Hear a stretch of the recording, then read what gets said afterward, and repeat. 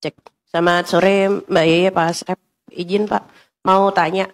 Ini kan Kadis PUPR itu kalau saya baca-baca di sejumlah media daerah, itu kan disoroti sebagai orang dekatnya Bobi Nasution. Gubernur Sumut dan pernah menjadi walkot. Bahkan si TOP ini juga pernah jadi PLT Sekda Kota Medan dan disebut juga membantu pemenangan pilkada di Kota Medan dan di Sumut gitu.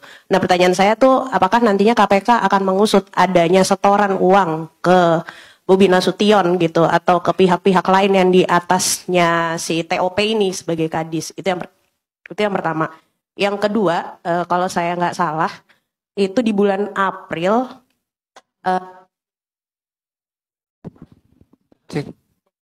Waduh. Yang kedua, kalau saya nggak salah ingat, Bobi Nasution tuh pernah ke KPK waktu jadi gubernur Sumut ya. Kalau nggak salah Korsup itu di bulan April kalau nggak salah. Tapi sekarang justru anak buahnya nih ketangkep nih. Nah ini sempet nggak sih kayak dikasih warning gitu ke Bobi Nasution gitu. Ini ada anak buahnya yang nakal atau gimana atau kan dia juga ngaku katanya menyampaikan sejumlah persoalan di Sumut. Apakah ini juga termasuk salah satu yang dia beritahu ke KPK gitu atau dia malah nggak tahu sama sekali gitu. Itu aja sih Pak. Makasih. Dan ada kemungkinan memanggil Bobi Nasution juga nggak? Itu aja. Makasih Pak. Oke, baik.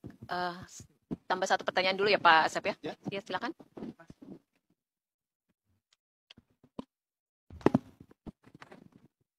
Ya, selamat sore Mbak Ye, Pak Asep. Saya Rizky dari Tempo. Mas Rizky ya. Ya. Yang pertama sih saya masih agak bingung soal kan yang diamankan 6 orang ya Pak Asep ya. Siapa? 6 orang yang diamankan ya. Ya, sementara yang jadi tersangka 5 orang. Nah, satunya ini siapa dan kenapa Pak Asep? Itu dulu. Terus masih terkait dengan keterkaitan Pak Bobi tadi ya ditanyakan oleh Mbak. Jadi mungkin minta konfirmasi aja nih Pak Asep, benarkah barangkali dari operasi itu kemarin penyidik atau Satgas itu menemukan bukti percakapan gitu antara para tersangka mungkin ke Pak Bobi tentang keterlibatannya itu. Terus apa tindakan KPK kalau memang itu benar ya setelah itu gitu, apakah berencana langsung ke rumah Pak Bobi apa gimana? Itu aja sih Pak Asep. Terima kasih. Oke, baik. Terima kasih Rizky dan Tasya. Silakan Pak Asep untuk menanggapi Terima kasih pertanyaan. Mbak Yeye. Terima kasih Mbak Tasya. Sudah lama kayaknya ya nggak konversi. Baik, dari Mbak Tasya secara garis besar ada 2 yang ditanyakan, tapi nanti beranak kayaknya ini. Yang pertama terkait dengan profil dari TOP ya Mbak ya, Kadis PUPR, mana tadi Mbak menyampaikan orang dekatnya gubernur, saudara BN, bahkan mungkin dari sebelum jadi gubernur ya, sudah menjadi orang dekatnya. Kemudian pernah juga menjabat PLT Sekda Kota Medan waktu saudara BN menjabat wali kota Medan gitu ya, dan lain-lain. Nah, yang ditanyakan adalah apakah KPK akan mengusut saudara setoran ke BN ataupun ke atasannya dari Bobi. Nah, tentu ya Mbak Tasya dan rekan-rekan, kami seperti juga yang telah disampaikan beberapa waktu bahwa saat ini sedang dilakukan upaya follow the money, mengikuti kemana uang itu. Tadi kan dari 2 miliar nih, yang kita ketahui awal itu, uang 2 miliar itu kemudian sudah didistribusikan. Ada yang diberikan secara tunai, ada juga yang ditransfer, dan ada yang masih sisa, yang 231. Jadi seperti saya sampaikan, bahwa selebihnya ini sedang kita ikuti.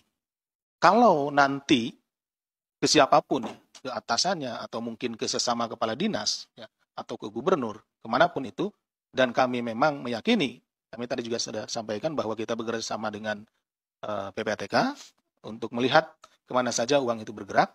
Nah, kita tentu akan panggil, akan kita minta keterangan, nah, apa dan bagaimana sehingga uang itu bisa sampai kepada yang bersangkutan.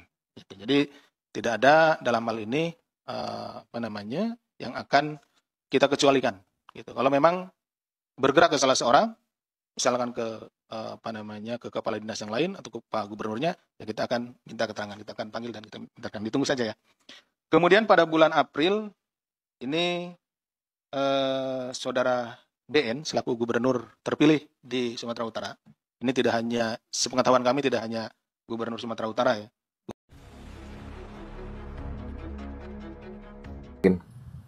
Saya pikir begini, artinya beliau adalah seorang kepala pemerintah 10 tahun memerintah negara ini dengan jabatan yang paling tertinggi dalam struktur kenegaraan kita. Kemudian beliau diperhadapkan sebuah persoalan yang remeh-temeh, kemudian harus tersita waktu, pikiran, tenaga, energi dalam mengurus persoalan ini. Beliau harus ke Mabes Polri yang notabene adalah bawahan beliau dalam struktur kelembagaan ketika beliau masih aktif.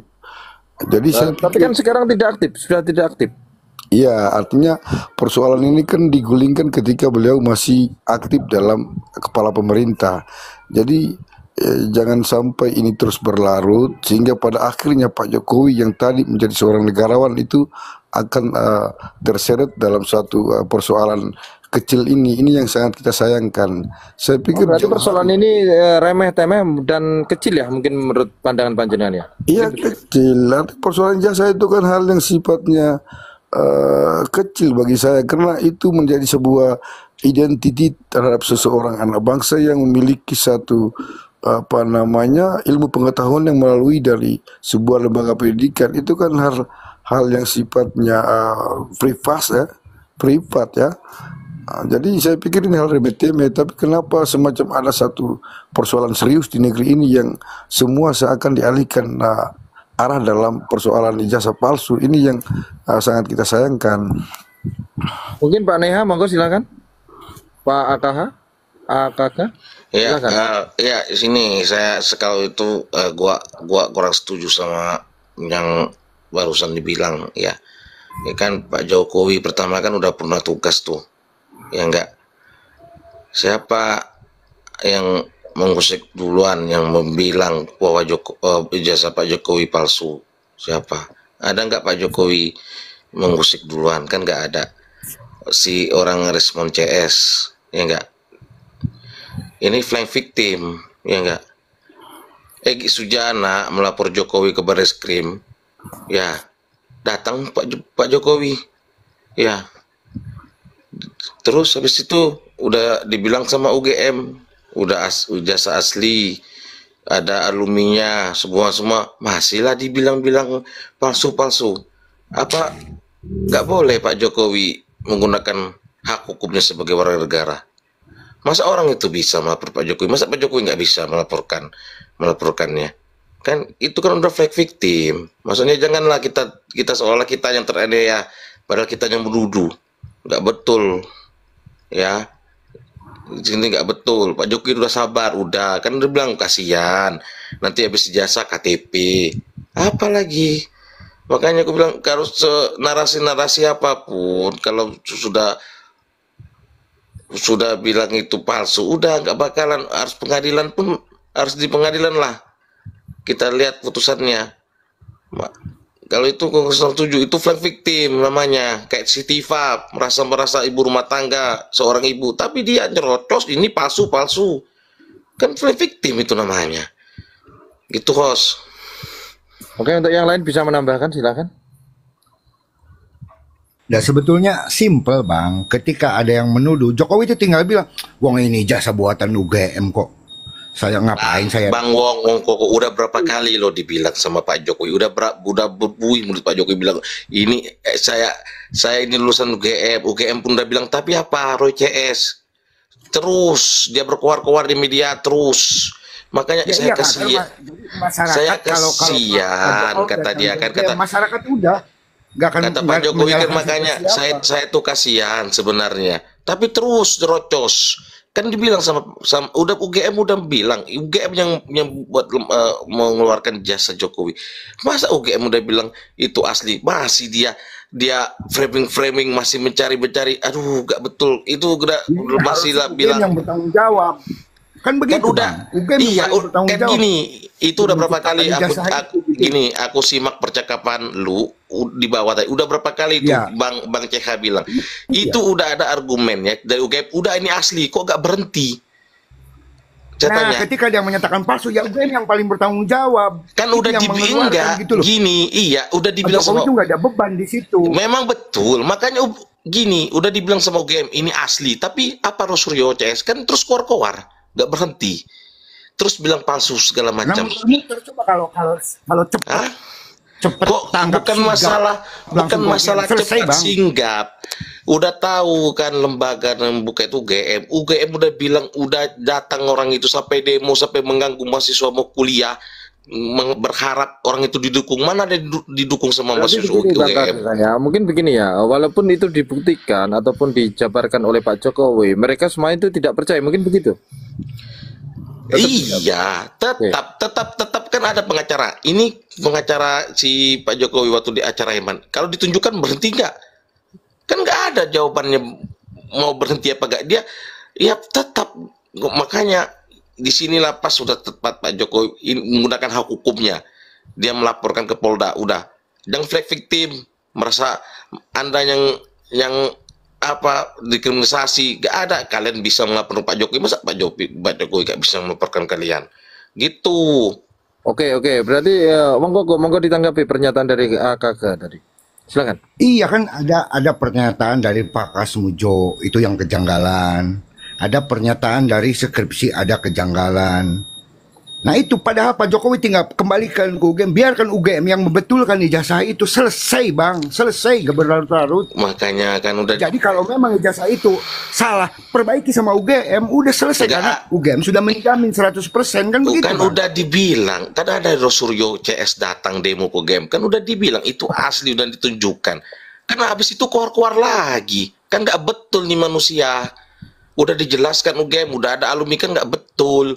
Masih disenggol-senggol, masih dibilang palsu. Ya Pak Jokowi menggunakan haknya lah.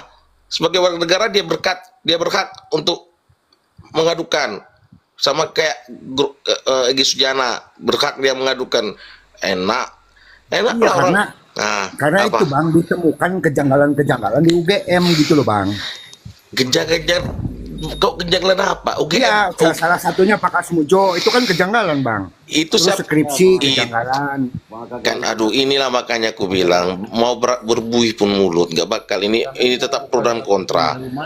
Iya. Kita ngambil sisi kita secara fakta hukum aja Bang bicara. Pak Kakak, kalau mau Kakak bicara haknya Jokowi, haknya Roy Suryo ini juga punya hak juga. Jadi kita tunggu aja lah. Iya, makanya. Tapi yang tadi bilang salah melaporkan itu jangan play victim. Nggak setuju. Jangan di sini merasa dikriminalisasi, merasa selalu disalahkan. Aku nggak setuju di situ ya. Semua warga negara berhak menggunakan hukum. Assalamualaikum warahmatullahi wabarakatuh Bang. Waalaikumsalam warahmatullahi wabarakatuh. Silakan boleh aku tanggapi Bang? Silakan. Oh, oke, gini ya Bang ya. Sebenarnya Abang selalu berbicara tentang hukum. Dan Abang sendiri yang meneliti tentang hukum. Hukum itu terbuka Bang. Itu siapa? Menanggapi pernyataan siapa ya? Mohon maaf dulu. Ini Bang apa ini Bang AKG gini. Oh AKG, oke. Nanti berarti setelah Anda menyangkal pernyataan, berarti Bang AKG harus bisa menjawab. Mungkin begitu ya? Oke, siap. Oke. Iya. Jadi gini, Abang selalu tadi berbicara hukum, seakan-akan hukum itu gamblang ya. Hukum itu sangat terbuka Bang. Segala sesuatu bentuk apapun pasti ditelusuri dengan identik dan kebenarannya harus ada. Ya, walaupun kita dipertontonkan bahwa hukum-hukum sekarang itu dipertontonkan dengan rasa ketidakadilannya itu hanya sepihak. Ya, kita udah tahu sendiri sebagai masyarakat Bang ya. Karena dari kilometer 50 kasus Pina dan itu sendiri semuanya jejak-jejak kita ngomong kan. Bang, kita ngomong ijazah ya, fokus ijazah. Oke. Jangan framing ke lain. Iya, oke. Makanya saya runutin ke situ Bang. Nah, Abang tadi berbicara hukum. Nah, Bang, kita sebagai sebenarnya kita nih, misalnya mau periksa ke dokter nih ya. Ini contoh logika aja nih Bang ya. Sedangkan dia mengaku dokter Andes dan ahli bedah. Sedangkan cara dia memegang pisau, cara dia mengasih obat itu tidak sesuai Bang. Apakah itu layak kita layak kan kita menuduh bahwa dia itu dokter gadungan? Nah sama seperti sekarang ini. Dari sisi lain, Pak Reski menjelaskan bahwa itu 83 ya ibaratnya KL-nya di sini 85. Nah di sini yang kita dibaca ini UGM loh Bang. Masuk UGM ini luar biasa, bukan orang sembarangan. Maka seleksi secara tidak langsung, mohon maaf Bang, secara tidak langsung Abang menyatakan bahwasanya gelar yang disandang Jokowi itu perlu diragukan, mungkin begitu? Oh jelas, bahkan 1000% itu sangat ragu. Karena gini bang, sebodoh-bodohnya orang sekolah itu pinter bang, tapi sepinter-pinternya orang gak sekolah itu bodoh. Dari situ diperlihatkan. Itu rumus loh bang, itu rumus alam loh, rumus Abu Nawas. Apalagi kita berbicara orang berpendidikan, itu konteksnya bang. Karena di situ skripsi aja seperti singkat. Itu UGM loh bang, 6 bulan itu skripsinya bang. Oke. Itulah konteksnya bang. Bang Aka, ini silakan bang. Enggak, aku belum nangkap itu maksudnya gelar apa maksudnya loh. Silakan Bang Tabirun dijabarkan. Iya. Yang mana? Aku enggak ada nangkap apa maksudnya. Ini, bang, iya. saya makanya jangan langsung ya. tutup poin. Tutup poin Ya. aja, Bang. Oke. Kita bicarakan di sini lulusan UGM. Nah, sedangkan orang masuk ke UGM tahun itu dari berapa negara, bahkan seleksi, dan bukan orang abal-abal, pasti orang terdidik, orang yang ibaratnya dari berprestasi gitu, dari sekolahnya Ya, intinya UGM. Nah, intinya gini bang. Nah, di situ kita udah melihat dari kejanggalan-kejanggalan yang katanya dari lulusan UGM dengan cara dia berbicara, cara dia menanggapi apapun skema dari pertanyaan. Nah, di situ udah jauh dari konteks dia itu lulusan UGM. Berarti abang tidak percaya lulusan SMA Jokowi itu lulusan UGM, mungkin begitu? Iya, saya nggak berbicara masalah gelar, nggak. Kalau gelar itu gelar doktorantis kayak mana, makanya aku bingung maksudnya. Iya, maksudnya dia ini nggak muter-muter. Iya, maksudnya gini, dia itu nggak pernah masuk kuliah UGM sebenarnya. Jauh dari konteks berarti itu. Abang ini menjustis bahwasanya Pak Jokowi itu tidak pernah sekolah di UGM, mungkin begitu ya? Iya betul, kayak gitu. Oke, monggo ditanggapi Bang Aga.